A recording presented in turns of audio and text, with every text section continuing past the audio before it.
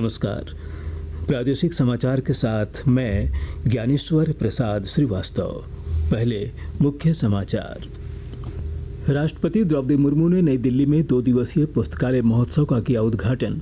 कहा, समाज और संस्कृति से जुड़ा है पुस्तकालयों का विकास। झारखंड के विधायकों के वेतन भत्ता में होगी 47,000 रुपये की बढ़ोतरी। झारखंड विधानसभा की विशेष समिति ने स्पीकर से की अनुशंसा। झारखंड कर्मचारी चयन आयोग की सहायक आचार्य संयुक्त प्रतियोगिता परीक्षा 2023 में संस्कृत, बांग्ला, उर्दू और उड़िया भी शामिल विषयों की संख्या बढ़कर हुई 14 है। और सूचना और प्रसारण मंत्री अनुराग ठाकुर का देशवासियों से साई की हल्ला बोल श्रृंखला देखने का आह्वान। कहा, एशियाई खेल के लिए टीम इंडिया का बढ़ाएं उत्साह। और अब समाचार विस्तार से। राष्ट्रपति द्रौपदी मुर्मू ने कहा कि पुस्तकालयों का आधुनिकीकरण और डिजिटलाइजेशन काफ़ी अहम है। पुस्तकालयों का विकास समाज और संस्कृति से जुड़ा है। राष्ट्रपति आज नई दिल्ली में प्रगति मैदान में पुस्तकालय महोत्सव के उद्घाटन समारोह को संबोधित कर रही थीं। श्रीमती मुर्मू ने कहा कि इस महोत्सव का आयोजन प्रधानमंत्री के दृष्टिकोण के अनुरूप है। संस्कृति मंत्रालय द्वारा आयोजित इस 2 दिवसीय महोत्सव में दुनिया भर के प्रसिद्ध पुस्तकालयों की विशेषताओं को दर्शाया जाएगा।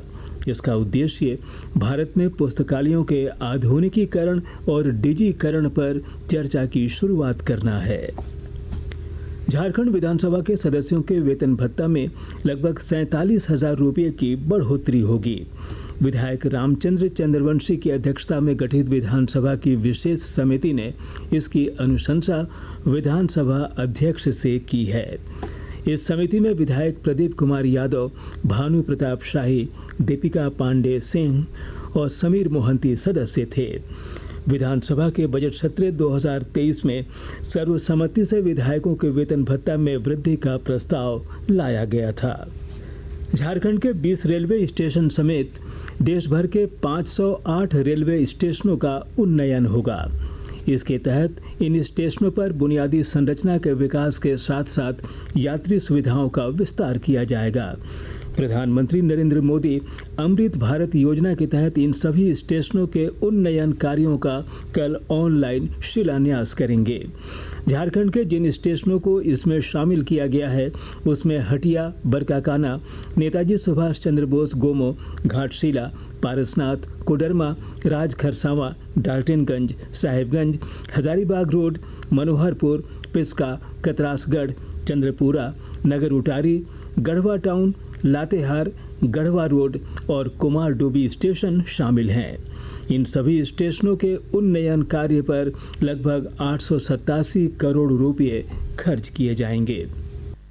जामताड़ा जिले में 9 से 15 अगस्त तक चलने वाले मेरी माटी मेरा देश अभियान के तहत कई कार्यक्रम आयोजित होंगे। और जानकारी दे रहे हैं हमारे संवाददाता। जामताड़ा जिले भर में 9 से 15 अगस्त तक मेरी माटी मेरा देश अभियान चलाया जाएगा। इस दौरान पंचायत एवं प्रखंड स्तर पर आयोजित होने वाले विभिन्न कार्यक्रमों के माध्यम से स्वतंत्रता आंदोलन में बलिदान देने वाले वीर जवानों, स्वतंत्रता सेनानियों सहित आजादी की लड़ाई में प्रत्यक्ष व अप्रत्यक्ष रूप से जुड़े सभी महापुरुषों, स्वतंत्रता सेनानियों को श्रद्धांजलि दी जाएगी। उपायुक्त शशिभूषण नेहरा ने कहा कि आजादी के इस अमृत काल में मेरी माटी मेरा देश अभियान के दौरान गुमनाम स्वतंत्रता सेनानियों, शहीदों एवं नायकों के नाम पट्टिकाएं लगाई जाएगी और उनके परिजनों को सम्मानित किया जाएगा। सुभाष प्रसाद सिंह, आकाशवाणी समाचार, जामताड़ा। झारखंड उच्च न्यायालय ने नगर निकायों और पंचायती राज इकाइयों के चुनाव में दिव्यांगों के आरक्षण को लेकर राज्य सरकार और राज्य निर्वाचन आयोग से जवाब मांगा है।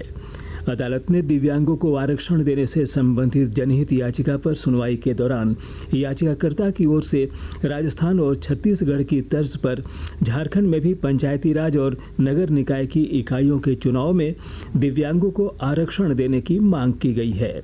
अगली सुनवाई 1 सितंबर को होगी। आकाशवाणी के ताज़ा तरीन समाचारों के लिए आप हमारी वेबसाइट newsonair.com पर लॉग ऑन कर सकते हैं। ताज़ा समाचार Twitter handle @AIR news alerts और Facebook page all India radio news पर भी उपलब्ध है। आप प्रादेशिक समाचार एकांश के Twitter handle @AIR News_ Ranchi और फेसबुक, इंस्टाग्राम पेज तथा YouTube channel AIR news Ranchi पर भी हमारे बुलेटिन सुन सकते हैं। प्रादेशिक समाचार आप आकाशवाणी रांची से सुन रहे हैं। झारखंड कर्मचारी चयन आयोग द्वारा आयोजित होने वाली सहायक आचार्य संयुक्त प्रतियोगिता परीक्षा में संस्कृत, बांग्ला, उर्दू और उड़िया को भी शामिल किया गया है। आयोग ने इस सिलसिले में जो विज्ञापन जारी किया था उसमें 11 विषय थे, लेकिन इन 4 विषयों को शामिल किए जाने के बाद इसकी संख्या 14 हो गई है। वहीं अब इस परीक्षा को झारखंड प्रारंभिक विद्यालय प्रशिक्षित सहायक आचार्य संयुक्त प्रतियोगिता परीक्षा 2023 के नाम से जाना जाएगा। देवघर जिले में फर्जी प्रमाण पत्र के आधार पर 17 पारा शिक्षकों के कार्य करने का मामला सामने आया है।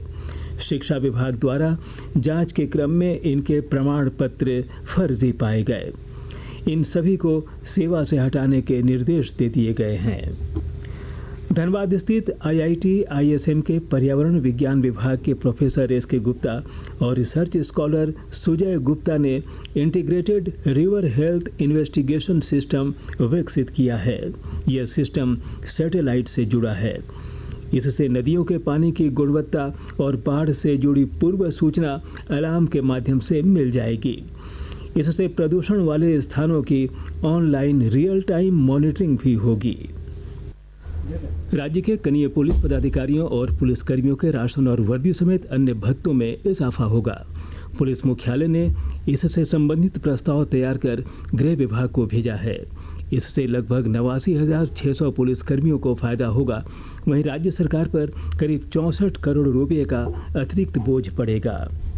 भारतीय अंतरिक्ष अनुसंधान संगठन इसरो ने कहा है कि चंद्रयान 3 आज शाम 7 बजे चंद्रमा की कक्षा में प्रवेश करेगा।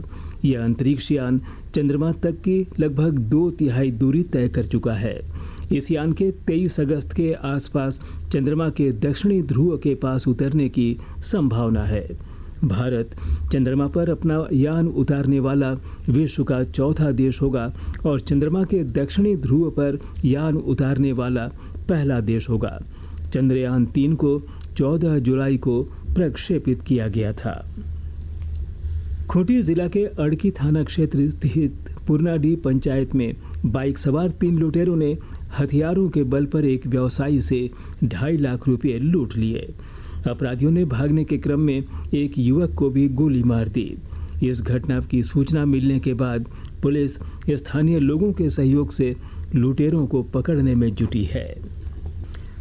केंद्रीय सूचना और प्रसारण मंत्री अनुराग ठाकुर ने देशवासियों से भारतीय खेल प्राधिकरण की हल्ला बोल श्रृंखला देखने का आह्वान किया।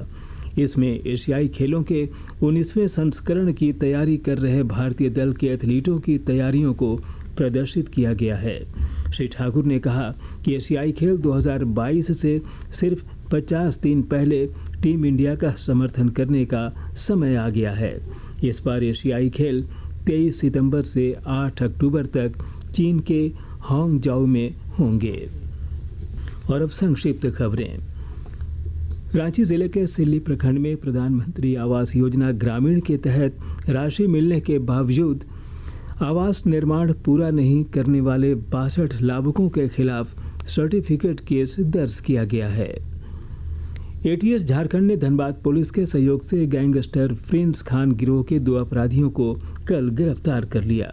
दोनों के खिलाफ विभिन्न थानों में कई मामले दर्ज हैं। और अब अंत में मुख्य समाचार एक बार फिर। राष्ट्रपति द्रौपदी मुर्मू ने नई दिल्ली में 2 दिवसीय पुस्तकालय महोत्सव का किया उद्घाटन। कहा, समाज और संस्कृति से जुड़ा है पुस्तकालयों का विकास। झारखंड के विधायकों के वेतन भत्ता में होगी 47,000 रुपये की बढ़ोतरी। झारखंड विधानसभा की विशेष समिति ने स्पीकर से की अनुशंसा। झारखंड कर्मचारी चयन आयोग की सहायक आचार्य संयुक्त प्रतियोगिता परीक्षा 2023 में संस्कृत, बांग्ला, उर्दू और उड़िया भी शामिल। विषयों की संख्या बढ़कर हुई 14 है। और सूचना और प्रसारण मंत्री अनुराग ठाकुर का देशवासियों से साई की हल्ला बोल श्रृंखला देखने का आह्वान। कहा, एशियाई खेल के लिए टीम इंडिया का बढ़ाएं उत्साह। इसके साथ ही आकाशवाणी रांची से प्रादेशिक समाचार का ये बुलेटिन समाप्त हुआ। नमस्कार।